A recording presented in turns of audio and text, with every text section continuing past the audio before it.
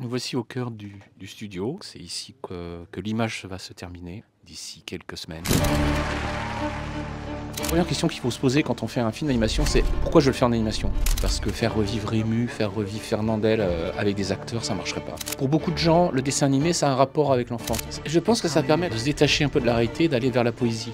Là, je suis sur une retouche couleur, bête et méchante. La main du personnage est trop petite. Alors on agrandit la main sur les 150 dessins. Ensuite on renvoie au compositing. Comme c'est un film qui retrace la vie de Marcel Pagnol de 1905 à 1974, je m'étais dit je veux pas un film qui soit triste au niveau des couleurs. Les gens vivaient dans de la couleur, il y avait énormément de couleurs. Quand on découvre les nouvelles photos couleurs de Paris, on se rend compte que c'était très coloré. Ici, il y a une partie de l'équipe de fabrication et les superviseurs. On a Brenda qui supervise le pôle compositing. J'arriverai pas à vous dire le nombre de personnes qui ont travaillé sur le film. J'ai vu le générique de fin, j'ai l'impression que ça s'arrête jamais. Qu'on a les studios à Clichy, en Belgique, au Luxembourg, au Vietnam. On dessine tout, tout est dessiné. Chaque dessin a été fait à la main. Extrêmement enrichissante parce que c'est à chaque fois une aventure humaine, c'est un peu l'industrie de la prototypie. Le projet est arrivé peut-être faire 8 ans.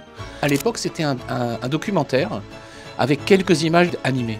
Les retours qu'il y a eu, c'est que les gens n'étaient pas intéressés par le documentaire, ils étaient intéressés par le dessin animé. Entre les deux, Nicolas Pagnol m'avait permis de venir visiter l'hôtel particulier de Marcel Pagnol, qui se trouve dans le 16e. Le bureau n'avait pas changé, en fait toute la maison n'avait pas changé depuis sa mort. Et puis je me dis, c'est là que tout doit démarrer. Sur cette anecdote, qui est une vraie anecdote, comme quoi il avait oublié qu'il devait écrire les premières pages de sa biographie pour le magazine Elle. Et du coup je suis parti là-dessus en me disant, voilà, il est devant sa page blanche avec les premiers mots, je suis né, et il se rappelle pas de sa vie. Et à ce moment-là, il apparaît, lui enfant, et c'est cet enfant qui veut lui remettre le pied à l'étrier. Tout s'est passé dans ce bureau, qui a été vendu, donc tout ça, ça n'existe plus. Mais il y avait encore la présence de Marcel Pagnol dans ce bureau-là. Moi, c'est mon premier contrat sur un long métrage de fiction. C'est de la 2D traditionnelle. Et puis on a tous vu, je pense, les triplettes quand on était jeunes. Du coup, c'est une chouette première expérience. Moi, je suis content. Humainement, la chose qui m'a le plus marqué, quand même, c'est quand on a présenté l'animatique. Donc le storyboard filmé, c'est moi qui avais fait toutes les voix du film et tout ça, donc c'était vraiment très rough. Et je me suis rendu compte que les gens étaient très touchés. En fait, quand j'ai fait l'animatique, j'ai écrit le film. C'est un peu la différence de la vue réelle, c'est-à-dire qu'en vue réelle, on a à peu près un mois et demi de tournage, et ensuite on a énormément de matériel pour faire un film au montage. L'animation, c'est le contraire, le film est déjà fini au début, et après il faut le fabriquer. C'est très long, et puis là en ce moment, là, dans la dernière ligne droite, où vraiment tout se met en place, et là la magie est en train d'opérer. Les choses qui me marquent le plus sont celles actuellement qu'on est en train de vivre. Donc Sylvain, il travaille avec le compositing, plan par plan. Ici, ça va lui donner une vision plus d'ensemble. C'est là où on centralise toutes les étapes de fabrication. Il y a des voix qui marchent et des voix qui ne marchent pas. Même principe pour tous les films en vue réelle, tout ça. Le film se fait au casting.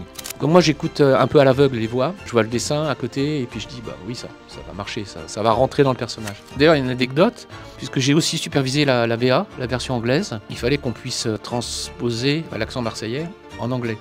Donc on avait essayé de faire l'accent marseillais en anglais et ça fait italien.